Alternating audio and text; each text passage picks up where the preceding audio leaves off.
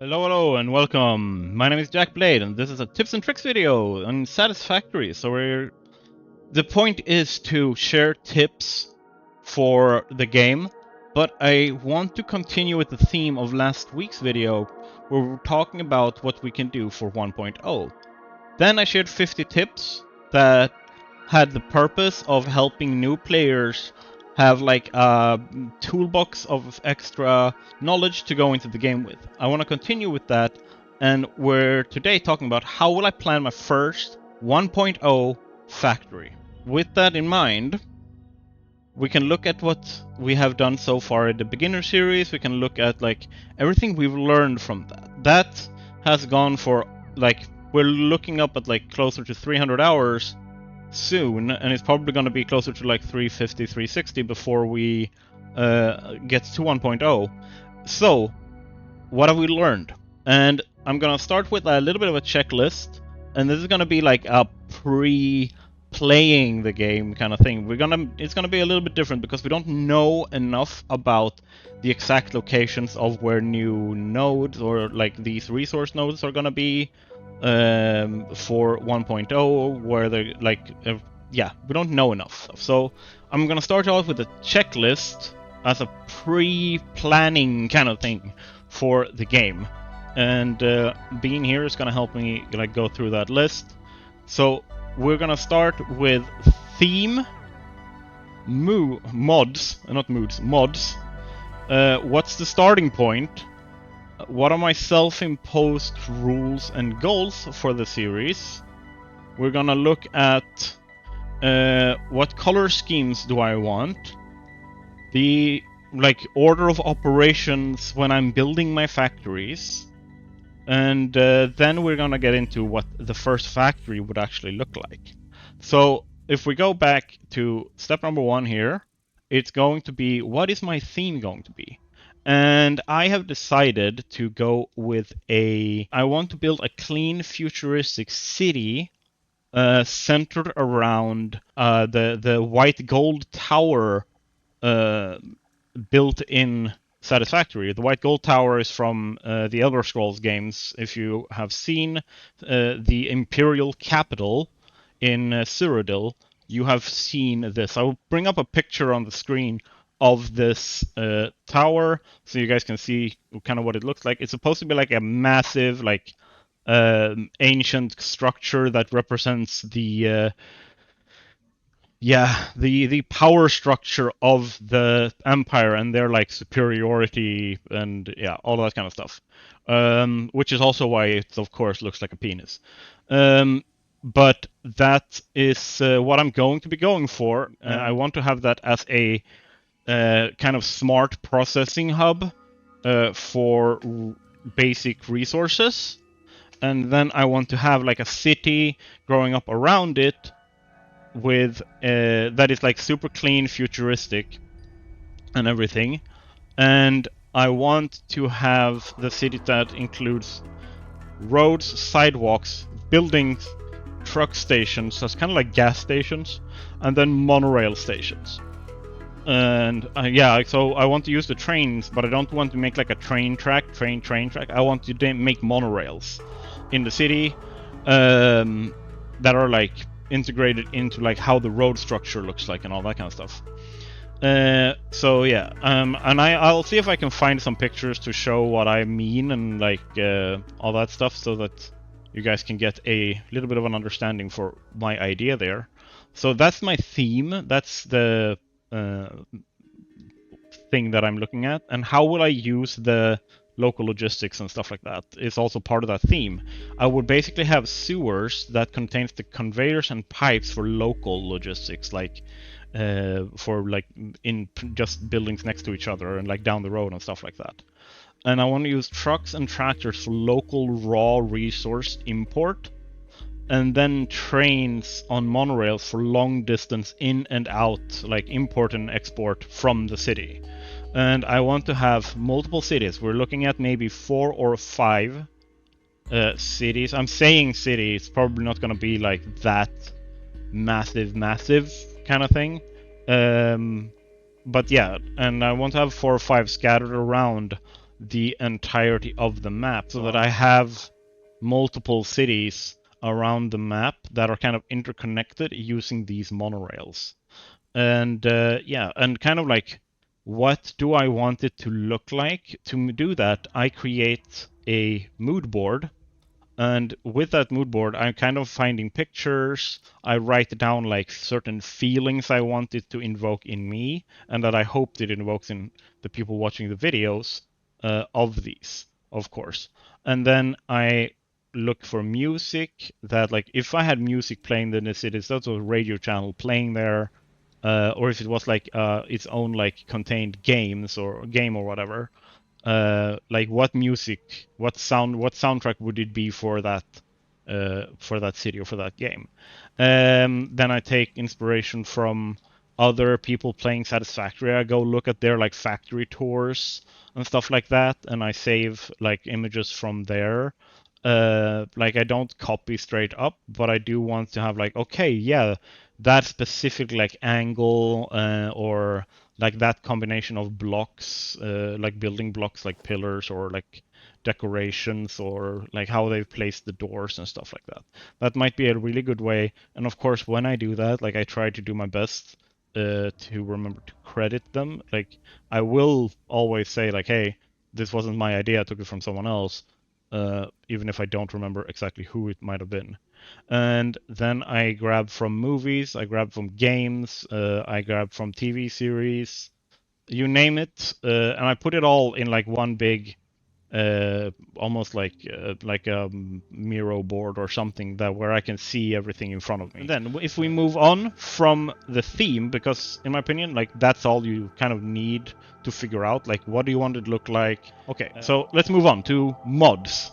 For me personally, in this the first at least 1.0 series, I will be using no content or mechanical mods for the series. The only mods that I will be using are the ones that support content creation. For example, the mod I'm using to fly allows me to actually control the speed to such an extent that I can type in fly, and then I have set a speed 3. I can set a photo mode, and I can go like this so that I get nice panning shots of environments. Like that's a really good content creation supporting mod. I will be using stuff like that. I will be listing those mods in my description as usual, but yeah, there will be no mechanical mods like Infinite Nudge, there will be, or Infinite Zoop, there will be no Refined Energy will not be in there, Daisy Chain, everything will not be in there, all of that will be gone. Then let's move on. What's going to be my starting point? It's going to be in this area. Perhaps even up here, depending on like how the nodes look and where they are, or if they're moved. Like if these move, I will not be here. If these move, I won't be there. Or if there are new iron and copper nodes up here that I can use, I will be using this area. Otherwise, I will probably be like down here, up here, over here, like something like that. What we're looking at, what I call this is like the Eastern Plains. That's where I will be starting. And the goal, or the reason for that, is that I want my first city, my first white gold tower, to be in this area as well. I haven't exactly decided where, but somewhere in this area. But yeah, that is what the starting point. And if we then move on to the next point, which is my self-imposed, I swear I can talk today. My self-imposed, come on, man. In my self-imposed rules and goals are going to be, I will not build anything where I have belts or lifts clipping into anything. Belts, lifts, power lines, and all of that. And the only clipping that happens is when it is an actual design choice, not a shortcut. That is like an self-imposed rule that I have for this. Another one I have is all factories should be walkable, which means that I want to be able to go out of fly mode and be able to traverse the factory and reach all machines for maintenance. I should be able to go everywhere in the factory. Nothing should be blocked off because I'm not flying or because I put a wall in the way. So yeah. I also, and this is like because I want to challenge myself in terms of building and like design and all that kind of stuff. I want to have realistic like safety thinking. I want to make sure that I have safety rails in there. I don't want to have stairs that are 5 miles or ladders that are 5 miles long just because without having some kind of like safety like built into that I have to figure out while I am doing this. All factories should be complete is another self-imposed rules I have, which means that like for this example, I have the iron coming in. I've set this up. There's a logistics floor. I have the factories building the thing. I have this here, but I have no walls. I have no ceiling. There is no extra decoration. It's not complete. So I want to make sure that I have walls, ceiling, decorating. There should be lighting involved so that if someone wants to look at the factory with lumen on, the lighting should be set up properly. I want to make sure that I have signage, as in like where does this door lead? There should be a sign here for where that is. I want to make sure that I have proper cable management, and I want to make sure that everything is set up with the colors that I want to have. Another and the final self-imposed rule that I have is no flying outside of build mode. As in, I will be walking, and if I have the jetpack and stuff, that's fine, right? But I don't turn on fly mode when playing other than when I am in build mode or when I'm going to show you guys progress on camera. So if I'm going to go like, okay, now I have built this thing, let's record a clip of me like doing a fly through here. Like I go and I take maybe one angle. Let's go, so it's correct here. Fly 3. I go like this. I turn on photo mode and I fly like this and I record. Like that's okay. Or for like when I'm actually building, and this is a time-saving measure. When I'm done with flying, like I ran out of cables and I need to go back and pick those up, then I will go fly and I will be running back to get that. If I am exploring the world to find slugs or hard drives or anything like that, I will be driving, walking, parachuting, ziplining, whatever it is. Then we have the color schemes. I made a video talking about color theory and how you can apply them in Satisfactory and actually use the color picker to its full extent and use your customizer, this, to its full extent. So I highly recommend you go back and watch that.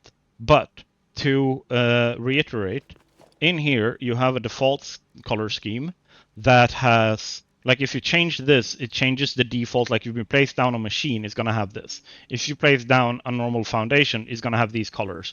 If you place down concrete structures, it's going to have these colors. If you place down pipes, it's going to have these color schemes. Like change that so that I have the colors that I want to from the get-go. Like let's put it like this. That's one palette, these 4.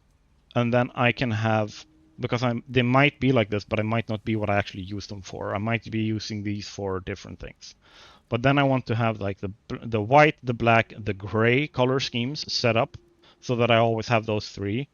And then I will have, if you see here, 1, 2, 3, 4, that's 1, 1, 2, 3, 4, that's 2, 1, 2, 3, 4, that's 3. So I can have 3 color schemes or color palettes here, and I can have 1 extra, the default color palette up here.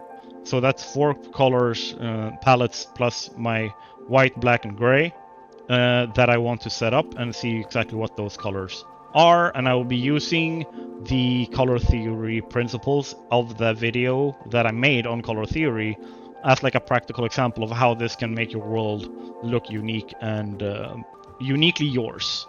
So then on top of that, I want to have that default scheme and standard templates. I also want to prepare all colors before I ever start to build. So when I load up the world for the first time, the first thing I do is going to go in here and work out my colors.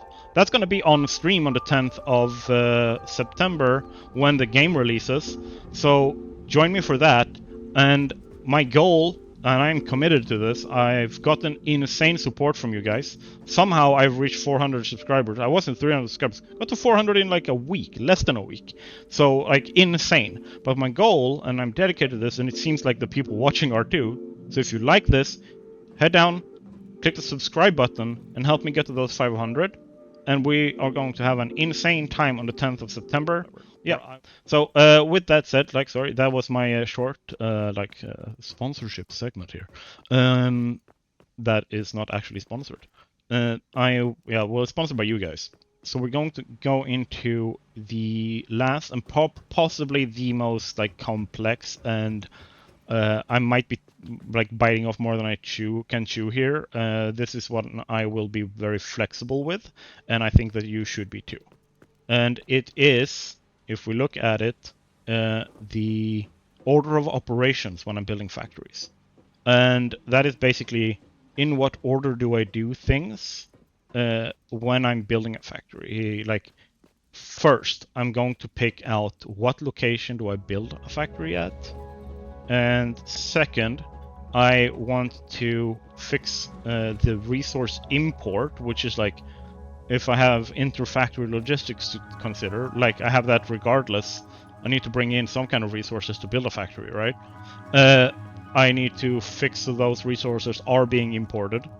I need to check that that functions and do like troubleshooting for that. Do I have power coming in the way it should be coming in? All that stuff.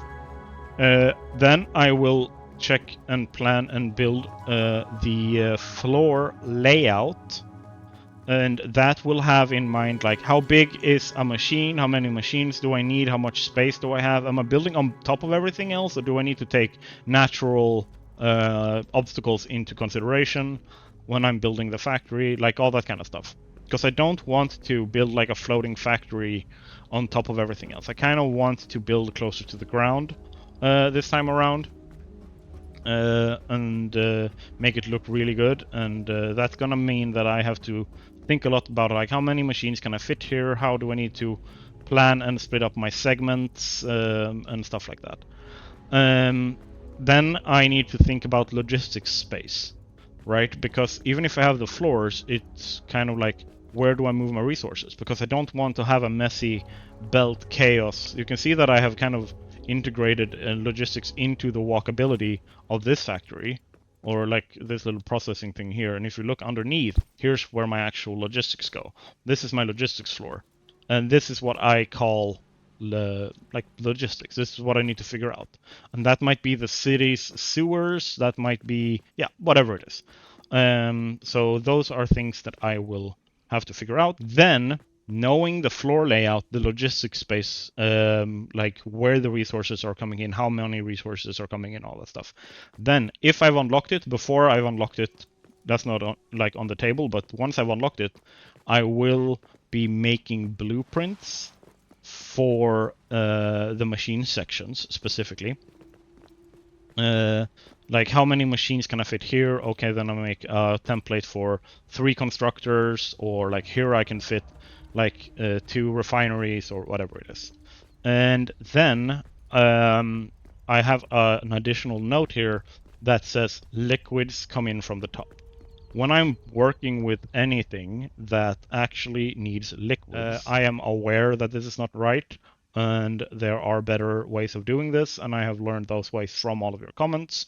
And but basically, what I will do with anything that actually requires liquids to process, to function, all that stuff, I will be bringing that up and building those things from the top.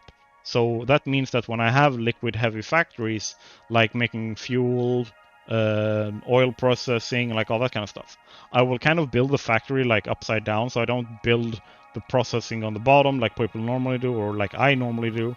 I will start with the processing at the top and then go down and down and down, and then at the bottom the advanced resources will be coming in. And if you watch my next episode, episode 20 of my beginner's guide, you will see how I do that, because I am applying that when I'm building my aluminium factory in that series.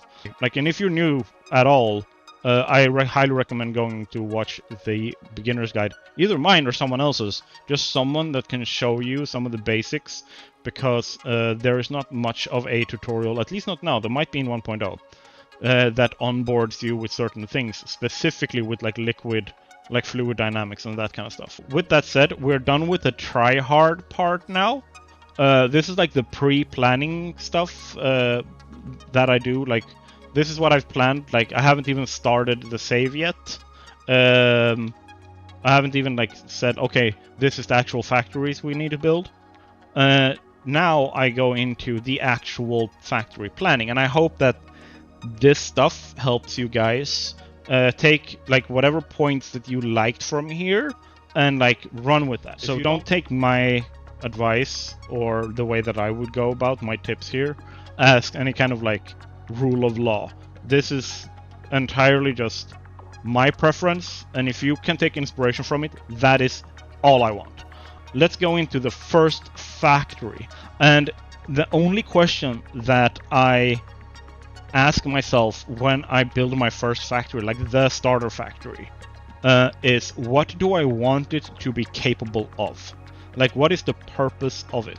And there's like an obvious, like, of course I need it to be able to make like certain like base resources and processing and smelting iron and copper and like that kind of stuff, of course. But it's more like, what do I want it to be capable in terms of helping me with the progress in the game? And if we go, let's place that out so I can go in here and look. There's a lot of modded stuff in here, just keep that in mind. But basically, if you do this and you start out with a tutorial, which, if you're going for the story mode, as far as I've understood it, based on what Snut said, like, you might miss some story aspects if you don't play the tutorial. So you should start where you go through and build up all of these things first, so that you build the hub. But yeah, then I want to be able to rush certain things. And one of the first things I want to be able to rush is this, coal power. Because this is the first point where we have fully automated power generation, which is something that I really, really want to have early on, because I don't like having to go around and massacre the entire world for the biofuel that you need to make the like bioreactors, biomass burners work.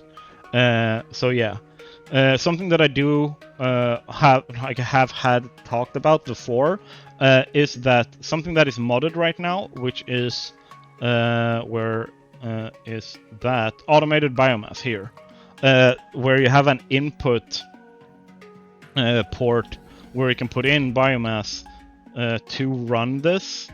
That is supposed to be vanilla in 1.0. I don't necessarily know if we get it in on the release date, but I know that they have, like, Snut confirmed that it will be there, based on our feedback as a community. Like, we really want that. So we still have to go out and pick up everything and like process it or craft up biomass and like all that kind of stuff. Where is it? Over here. Like, being able to craft this up is like a thing that we will have to do manually. I want to run for coal power very early on. Something that I also want the factory to help me get to very early on is if I go, where is that? Logistics Mark II gives me Mark II belts, right? I want those almost immediately. I want to go for these because you start with all of the parts needed. Like, once you've gone through tier 0, you will have the ability to make conveyor 2 belts. You have the resources unlocked or the crafting recipes. So I want to go for Logistics Mark II really, really, really fast. Then I also want to be able to go for, where is it? There, Logistics Mark III. And this is after you have unlocked tier 3 and tier 4 in the hub, like by using the space elevator. So yeah, I want to unlock this. I know that this uses steel, but very early on it's easy to just use, and this is like a great tip for people in here. You can make these, where are they? Portable miners. If you just make like 50 of these. You can place them down on nodes and get a ton of material, and then just like go handcraft tons and tons and tons and tons of steel. But I do want the Mark III belts very early on because it helps so much with the logistics of your factories when you can use Mark III belts. I know that they're going to like shift some of this around, so it might be easier, it might be harder, but like that's something that I really want to go for. The next thing that I really want to be this to be capable of is going in here to the MAM. Once again, these things might switch around a little bit and become cheaper or more expensive. We'll see. Is I want to rush for the smart splitter. This is going to be a key element of my white gold tower processing parts, and also for being able to unlock the next part that I am aiming for very early on, which is this, the awesome shop. And to use that, you need this awesome sink, where you use a conveyor belt to put in excess resources that you don't need, and you will get these Fix-It coupons that you can use in here to buy new construction choices. Because I want these signs. I want to be able to use signs for lighting and stuff like that. They're great for it. I want to be able to put in conveyor holes and pipeline floor holes and stuff like that. I also want to get the clean pipeline unlocked. I want the foundations unlocked. Let's see.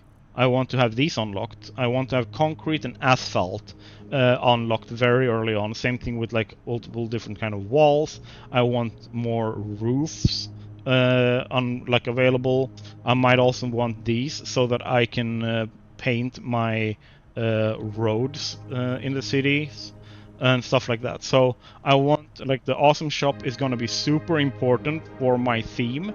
So that means that I want to be able to rush coal, Mark III belts, or coal power, Mark III belts, smart splitters, and the awesome shop items. I want to be able to get this very, very quickly, very early on. So what I'm going to do is I'm going to set up a temporary early game factory for, and it's going to have a minimum of one dedicated machine for building parts per part. When I say building parts, I mean these different, if we go here, like I wanted to have one machine that just makes rotors and sticks them in a container for me. I want to have something that, the same thing that just goes and it just makes concrete, and the only reason is like store that up for me. It's not going to be used for making more parts. I mean, at least one dedicated machine for each part.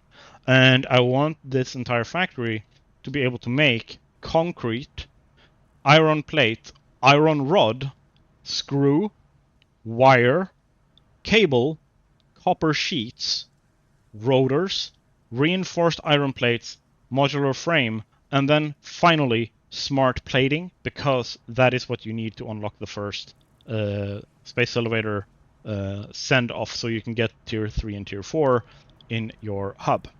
And then I want, in terms of power for this factory, I want to have a pretty significant setup if, and this is, I will have this setup only if the 1.0 does have its automated input. If we have the basic biomass burner like this, that does not have automation, if that is the case, I will have a lot less, but I will be going for 1800 megawatts of power generation. For those who don't necessarily know, or I don't know if those numbers are actually going to change, but if they haven't, it means that I will have to place 40 of these. Each of these gives 30 megawatts of power, right? 30 megawatts of power, meaning that I will have 40 of these. So that is basically what I'm looking for. So like I can't give you specific numbers for how much concrete will be produced, or how much iron plate and how much iron rod, or like any of that, any of the parts will give. The reason why I can't do that is very simple. It's because we don't 100% know until September the 10th how the recipes are balanced or rebalanced. I don't know shit about how 1.0 is going to look like, but I do know what I will strive for. It will just change the scope and the amount of work I have to put in to be able to build my starter factory. And I can also switch that up. Maybe I only make the iron plates up here. Like I have a little bit of a foundation. Let's go for this here. Let's go for a Zoop. Let's say that I have like, hey, here, my iron plates are being made over here. And then I go for like the iron that is over here. Here's a little bit of iron. And over here I make my iron rods. What is important for me is that what do I want the factory to be capable of? And I want to be able to rush certain unlocks very early on, which means that I might only set up like the base minimum whatever I need to be able to set up a couple of assemblers to make the smart plating so that I can send that off immediately, like within the first like 30 minutes of me playing. I don't recommend this for new players. I recommend new players. I actually recommend everyone do this to a certain extent. Is don't rush anything. Take your time, build out the way that you feel comfortable with, and then move on to the next stage. And the reason for this, especially for new players, is that you can very quickly get overwhelmed by options. So to avoid getting yourself overwhelmed and making it difficult to know like, okay, what should I do? Or accidentally skipping a step that makes it so that you have to go back and redo a bunch of stuff. Follow the in-game progression lines, so to speak. However, if you are a little bit more advanced, you can rush specific things and then go back, because you already have an innate understanding of, hey, if I rush this, I create a lot more hassle and hard work for myself, but if I rush this, I make it easier for myself. That comes with experience, and I will be using that experience because the series that I'm making for 1.0 is not necessarily a beginner's guide series. It's going to be more of a, hey, I am a player of Satisfactory now discovering Satisfactory 1.0 with the storyline, with the new tiers and like all that kind of stuff. This is what I have planned for 1.0 in terms of my first factory, and what I'm planning for like the pre-world start planning kind of stuff. And what's good with the pre-world starting kind of stuff is that I can do that now. I don't have to wait for 1.0. I can go and do my theme research and like planning and get that inspiration of finding the music and like really nailing that down, and go look at people like Fluxo or Total Eclipse or I'm Kibitz. In my opinion, Satisfactory competes with Minecraft in terms of creative liberty. And just like Minecraft, don't mess with other people's fun. Let people do their thing and play the way they want. That's my philosophy on this. Like, it might be, I don't care about getting all the elevator parts. I don't care about that. But I am going to find every single node of iron on the map, collect all of it, and just turn all of it into iron plates to see how many I can make. Because why not? Because that might be fun too. Like, the factories are going to be simple, the power and demand is probably going to be insane, but you might be able to make an insane amount of iron plates. And that's like, I would like if you made a video out of that, if you showed me that in my Discord, like if you came and went like, yeah, I collected all the iron I could find and I made like 50,000 iron plates per minute and I'm just sinking all of it. Awesome. Like, just play the way you want to and achieve what you want to in the game, and that's it. So yeah, with this said, this video has already, I've been waffling for a long time. I want to end the video here, and I want to make sure that you guys feel happy with this. And if you have extra tips that I've missed, like, hey, this is something you should think about when you build your first factory, like if you're an experienced player, you know this, or if you have questions about it, then ask in the comments or head on over to Discord and ask questions there. I'm happy to answer. But for now, we're heading towards 500 subscribers on the channel. Love you guys' support.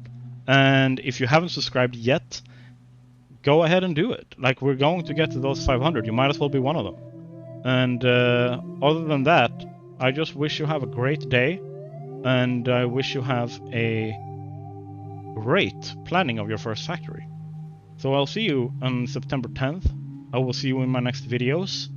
And we will get to 500. We will get Satisfactory 1.0. This is insane. So have a great time, everyone.